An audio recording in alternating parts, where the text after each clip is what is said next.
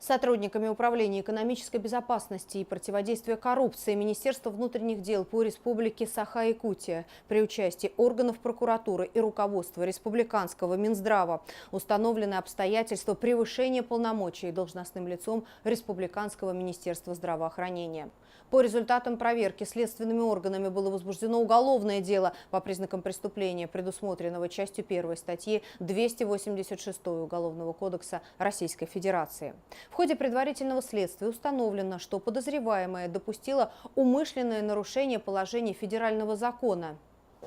При подготовке конкурсной документации для закупки в интересах республиканской больницы партии ланчбоксов, применяемых для организации питания пациентов, она, используя служебное положение, добилась внесения изменений, выгодных для одного из участников конкурса. Тем самым она нарушила конкурентные способы определения поставщика продуктов питания для нужд медицинской организации.